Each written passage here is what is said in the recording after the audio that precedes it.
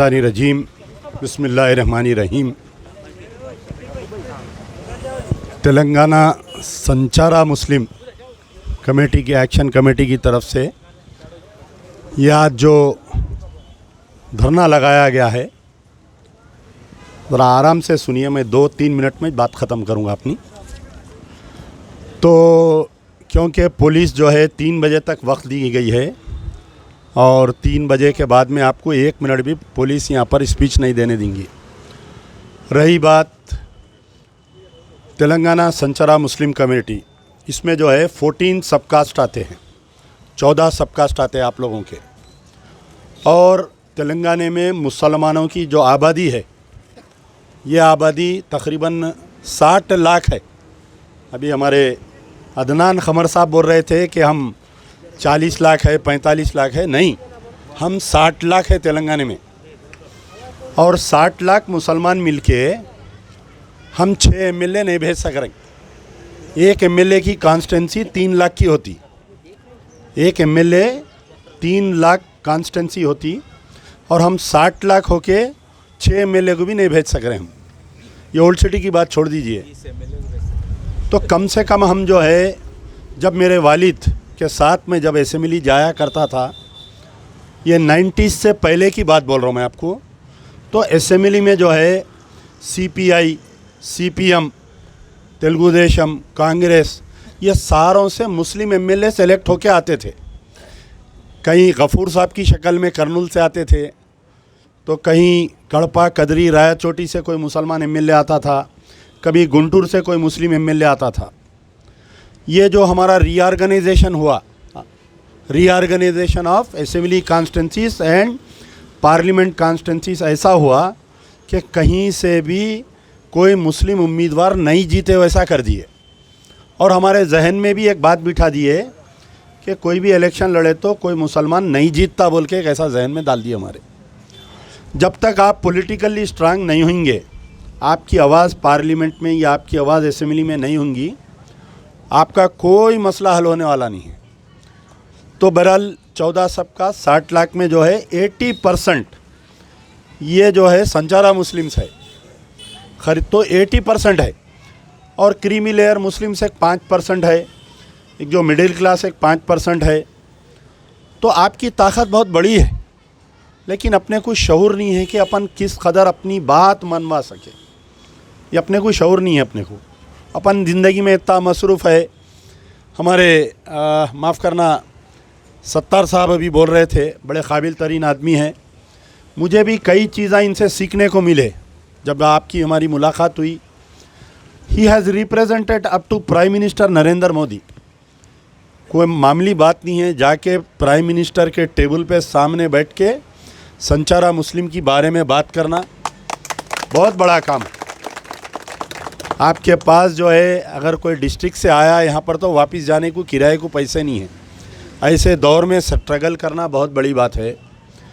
और हमारे सैदा खान साहब हैं यहाँ पर, बहुत स्ट्रगल कर रहे हैं बेचारे। तो इसमें कई आप लोगों के डिमांड्स है। सबसे मेजर डिमांड जो सेंटर से हो सकता, वो डिमांड है कि आप लोगों को SC स्टेटस दिया जाए, जो 1950 तक था, आपका हक़ था वो। और ऑलरेडी सुप्रीम कोर्ट का कोई ऑर्डर भी है कि संचारा मुस्लिम्स को जो है SC स्टेटस दे दिया जाए, ऑन पार भी जैसा सिखों को और क्रिश्चियंस को दिया गया है। अगर कोई हिंदू, दलित, क्रिश्चियन होता तो उसका स्टेटस बरकरार है। अगर कोई सिख अगर दलित है तो उसको स्टेटस है, लेकिन दलित मुस्लिम को नहीं है। तो सेंट्रल से कुछ आपके मुतालबात है, स्टेट गवर्नमेंट से भी आप लोगों के कई मुतालबात है। आप लोग बोल रहे हैं कि भाई हमारा एक अलग कारपोरेशन बनाइए संचारा मुस्लिम्स का, जिसमें डायरेक्ट लोन होना, आपको कोई बैंक गारंटी नहीं रहना। बैंक पहले मुसलमानों को नहीं देता, संचारा मुस्लिम बोले तो अंदर भी आने नहीं देते। तो ये अपनी हकीकत है। तो हमको जो है डायरेक्ट लोनिंग होना, डायरेक्ट, यानी कम से कम एक 2 लाख से 3 लाख जैसा दलित बंधु स्कीम है, और OBCs को जैसा दे रही हैं, SC ST कारपोरेशंस में जैसा दे रही, ऐसा कम से कम एक संचारा मुस्लिम को 5 लाख रुपए लोन होना। उनके बच्चों को पढ़ने के लिए ओवरसीज़ में, अब ये जो परसों ओवरसीज़ स्कॉलरशिप दी गई, मैं ऐसे ही देख रहा था, सब बड़े जो है मुस्लिम्स के क्रीमी लेयर के बच्चे जाके ओवरसीज़ स्कॉलरशिप में बाहर पढ़ रही। अब आप बताइए, अगर हमारे सैदा खान साहब का बच्चा बाहर जाके पढ़ना चाह रहा, क्या महमूद अली साहब रिकमेंड करते इनके बच्चे को? क्या कोई हमारे मंत्री साहब, कोई श्रीनिवास यादव साहब करते? बताइए, कोई नहीं करता उनके बच्चे को। तो एक तो स्टडीज़ के मामले में आप लोगों को बेनिफिट होना और रिजर्वेशन होना, ऐसे कई मुद्दे हैं। लेकिन मैं लास्ट टाइम जब आप लोगों की मीटिंग हुई थी सोमाजीगुड़ा प्रेस क्लब में, तो मैं ये बोला था कि आप लोग जो है आने वाले असेंबली इलेक्शन में एक 15 कॉन्स्टिट्यूंसी से आप संचारा मुस्लिम का नुमाइंदा ठहराइए। आपको कांग्रेस टिकट नहीं देती, आपको टीआरएस वाले तो आने भी नहीं देते भवन के सामने, आपको शायद हमारे बीएसपी के कायद यहाँ पर बैठे हुए हैं, बीएसपी के लीडर एक या दो अगर संचारा मुस्लिम को दे सकते, परवीन कुमार साहब बड़े अच्छे आदमी हैं, उनसे बात करिए। अगर आप लोग 15 कॉन्स्टिट्यूंसी चुनिए, मैं बोल रहा हूँ, सो बात सुनिए। लड़ाई जो है दुश्मन के घर पे खटका मार के लड़ने की लड़ाई है। ये नहीं इंदिरा पार्क पे बैठ के बेवा का रोना नहीं है। अपने को लड़ाई कैसी लड़ना है? दुश्मन के घर पे जाके खटका मार के बोलना निकल बाहर बोल के। तो ऐसी लड़ाई लड़ने के लिए मैं आपका साथ देने के लिए तैयार हूँ। मैं बात करूँगा, मर्दानी बात करूँगा, पठानी बात करूँगा। मैं जो है, हमारे अनवर खान साहब बोल रहे थे कि क्या किसी ने बात किया। आप थोड़ा बात करने से पहले एमबीटी के बारे में मालूमात हासिल करिए। आप आज से तकरीबन 30 साल पहले जब डॉक्टर क़ायम खान साहब बक़ैद हयात थे, इकबाल अहमद इंजीनियर साहब और आदम मलिक साहब, ये 3 मिल के हैदराबाद में पहली मर्तबा मुसलमानों को रिज़र्वेशन देना बोलकर 30 साल पहले एबिट्स की कोई होटल में एक बड़ी मीटिंग हुई थी। उस मीटिंग में गाज़ी मिल्लत अलहाज मोहम्मद अमानुल्लाह खान चीफ गेस्ट थे, सैयद वक़ारुद्दीन साहब भी चीफ गेस्ट थे उसमें। जब एनटी रामाराव साहब पहली मर्तबा वक़ारुद्दीन साहब के घर पर आए थे, जब नई नई पार्टी बनाए थे, तो उनसे पूछे कि भाई मुसलमानों के लिए क्या देना बताइए। तो वक़ार पाशा, अल्लाह उनको गरीक़ रहमत करे, जन्नत में आला मुकाम दे, वो सबसे पहले एक मुद्दा रखे थे कि संचारा मुस्लिम्स को, ये जो हमारे कास्ट है, सब कास्ट है, इनको रिज़र्वेशन दिया जाए बोलकर। तो बहरहाल 15 कॉन्स्टिट्यूंसीज चुनिए, गजवेल में आपका उम्मीदवार लगाइए। 5 वोट ले रहा उन्हें, 50 वोट ले रहा, ये मत देखिए। लेकिन आपका ये पट्टा डाल के उन्हें कैंडिडेट बनना, उन्हें कैंडिडेट की फ़ीस कितनी है, 5 से 10 हज़ार रुपये, इसका इंतज़ाम करिए। सिद्दीपेट में एक उम्मीदवार डालिए, आपके कामारेड्डी में एक उम्मीदवार डालिए।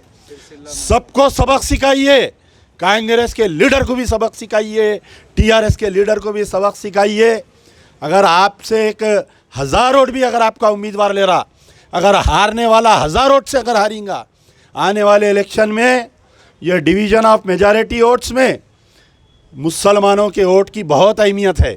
आप देख रहे हैं ना सोशल मीडिया में, परसों में एक मौज़म साहब, मैं बेचारे इमाम साहब है, मौज़म साहब है, नहीं मालूम, उनका नाम जहन में नहीं आ रहा, सोमाजीगुड़ खैरताबाद के एमएलए को मेंबर रसूल से वार्निंग दिए, बोले कि अगर ये क़ब्रिस्तान का मसला हल नहीं होगा, 1 वोट नहीं मिलेगा मुसलमान का। मैं उन मौज़म साहब, मैं इमाम साहब को सलाम करता हूँ, उनकी जुर्रत को सलाम करता हूँ। मैं ऐसा मर्दानी क़यादत, ऐसा मर्दानी हमें फ़ैसला होना चाहिए। मौलाना बोल रहे थे कि दीन को सियासत से दूर कर दिए, लेकिन नबी करीम सल्लल्लाहु अलैहि वसल्लम, दुनिया में सियासत आई हमारी वजह से, दुनिया में निज़ाम सियासत आया सरकार दो आलम सल्लल्लाहु अलैहि वसल्लम के दौर से आया है। आप कुरान निकाल कर देखें तो पता चलेगा कि कुरान में ज़िक्र है कि अपने मकानों को, अपने गलियों को कुशादा रखो, आबाद रखो बोलकर। आज वो रोड वाइडनिंग की शक्ल में आपके गलियों को बड़ा किया जा रहा है। 1400 साल पहले कुरान जो कहा, आज बलेदिया वो बात कर रही है। तो सियासत हमारे घर से पैदा हुई, हमारे मज़हब से सियासत पैदा हुई। सियासत से अगर कोई दूर है, अगर कोई मुस्लिम लीडर ये आकर कह रहा है कि मजहबी आदमी सियासी गुफ्तगू नहीं करना, वो तुम्हारा दुश्मन है, वो तुम्हारा दुश्मन है। तो 15 से 20 कॉन्स्टिट्यूंसी चुनिए, उम्मीदवारों को आइडेंटिफाई करिए, आपके बैनर पे लड़ते लड़िए या एमबीटी के बैनर पे लड़ना चाह रही आइए, मैं बी फार्म आपके पास रखाने के लिए तैयार हूँ। हमारे जमात के सदर से बात करके मैं आपको बी फार्म दे देता हूँ 15। आप कहाँ से लड़ाना चाह रहे हैं लड़ाइए, परवाह नहीं 1 वोट ले रहा हूँगा उन्हें, परवाह नहीं 10 वोट ले रहा हूँगा उन्हें, परवाह नहीं 500 वोट ले रहा हूँगा। निज़ामबाद से एक उम्मीदवार डालिए, कामारेड्डी से उम्मीदवार डालिए, गजवेल से उम्मीदवार डालिए, सिद्दीपेट से उम्मीदवार डालिए, नलगुंडे से उम्मीदवार डालिए, उत्तम कुमार रेड्डी की बीवी जहाँ से लड़ी वहाँ से एक उम्मीदवार डालिए, मेदक से एक उम्मीदवार डालिए। कम से कम 25 उम्मीदवार संचारा मुस्लिम लड़ेंगे तो जब आपकी अहमियत मालूम होगी। अंबेडकर साहब हमारे कांची राम कहते थे कि तुम पहले नुकसान पहुंचाने के मौक़िफ़ में बनो, बाद में तुम्हारा फ़ायदा सोचो। आप नुकसान पहुंचाओ, आप जीतने वाले को नुकसान पहुंचाओ, फिर जब उन्हें आपसे बात करेंगे, जब आपसे तंजीमों से सियासी जमातें बात करेंगी, आप सबको दावत दिए ना जाकर। कितने जमातों के बड़े लीडर आए बताइए, कितने एमएलएस आए आपके आज के धरने में, कितने साबिक़ा मिनिस्टर्स आए, साबिक़ा एमएलएस आए, बताइए। आप सबको सबक सिखाइए। आज आप लोग यहाँ से एक उम्मीद लेकर ये उठिए कि आपको एक कैंडिडेट बनना है, मासूम अच्छे पढ़े लिखे लोगों को निकालिए आपकी कम्युनिटी में से, उम्मीदवार बनाइए, इलेक्शन लड़ाइए, फिर देखिए आपका उन्वान ऐवान असेंबली में एमएलएस उठाते या नहीं उठाते, पार्लियामेंट में उठाते या नहीं उठाते। यार जिंदा सोबत बाकी।